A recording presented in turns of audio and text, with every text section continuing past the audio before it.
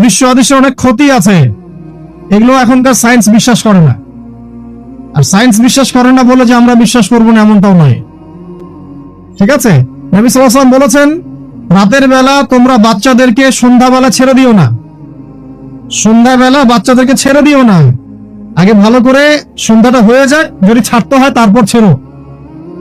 তারপর রাতের রাত যখন গভীর হবে তখন তোমরা এলো পাথালি ঘোরাফেরা করো না, রাস্তাঘাটে বনে জঙ্গলে ঘোরাফেরা করো না, কারণ এই সময় এমন কিছু মাখলুককে আল্লাহ পাক ছেড়ে দেন যাদেরকে তোমরা দেখো না। এখন বিজ্ঞান যেটা প্রমাণ করতে পারে নাই, এটা কি বিজ্ঞানের ব্যর্থতা না ইসলামের ব্যর্থতা? যদি বৈজ্ঞানিক ভাবে আপনি প্রমাণ করতে না পারেন তাহলে সেটার কোনো অস্তিত্ব নাই। এই কথাটাকে ডাহা মিথ্যা কথা।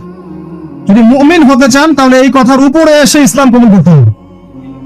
যদি মুমিন মুসলিম হতে চান এই কনসেপ্টটার ঊর্ধ্বে এসে ইসলাম কবুল করতে হবে। আল্লাহ রাব্বুল আলামিন এবং তার রাসূল যা বলেছেন সেটাই চূড়ান্ত সত্য, সেটা আমরা প্রমাণ করতে পারি বা না পারি, এটাকে অন্ধভাবেই বিশ্বাস করতে হবে। এটাই হচ্ছে একটা মৌলবাদী কনসেপ্ট। আর এভাবে ইসলামের মৌলিক বিষয়গুলোকে না মানলে কেউ মুসলিমই হবে না। কথা কি বুঝতে পারছেন? আচ্ছা, তিনি বলছেন রাতের বেলা এমন কিছু মাখলুক বের হয় যাদেরকে তোমরা দেখো না। দুষ্ট জিন বের হয়। কি বের হয়?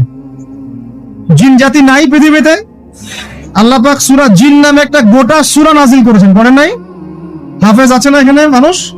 কুলু হিয়া ইলাইয়া আন্নাহু ইসতামা নাফারুম মিনাল জিন্নি ফাকালু ইন্না সামি'না কুরআনান আজাবা। জিনদের একটা দল কোরআন শুনে বলেছিল যে আমরা অদ্ভুত আজব একটা কোরআন শুনেছি। তারপর তারা গিয়ে তাদের কওমের কাছে ইসলামের দাওয়াত দেয়, ওই কওম ইসলাম কবুল করে।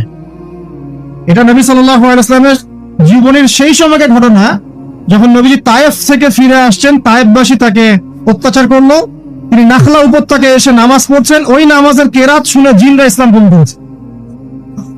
সূরা জিনে আল্লাহ পাক এই কথা নাযিল করেছেন। তো আল্লাহ পাক যে বলছেন জিন জাতি আছে, আল্লাহ কি মিথ্যা কথা বলছেন? নাকি নাসা যখন বলে এলিয়েন আছে তখন ওইটা সত্য, আর আল্লাহ বলছেন জিন জাতি আছে, এটা মিথ্যা?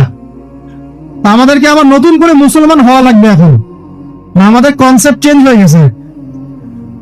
আবার দেখেন আল্লাহ পাক বলছেন সূরা জারিয়াতের 56 নম্বর আয়াতে, ওয়া মা খালাকতুল জিন্না ওয়াল ইনসা ইল্লা লিয়াবুদুন। আমি জিন আর মানুষকে শুধু আমার ইবাদত করার জন্যই সৃষ্টি করেছি। তাহলে দুটো জাতি পাওয়া গেল, জিন এবং মানুষ।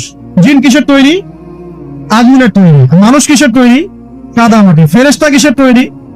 নূরের তৈরি। তো এই যে সৃষ্টির বৈচিত্র্য, এটা কার সৃষ্টি? তো সেই আল্লাহ পাকের জ্ঞান সবচেয়ে বেশি না আমার জ্ঞান সবচেয়ে বেশি? সে আল্লাহর পক্ষ থেকে যখন কোরআন এবং হাদিস নাজিল হবে তা আমি অন্ধভাবে মানবো না? নাকি আমি আল্লাহকে চ্যালেঞ্জ করবো ইবলিসের মতো?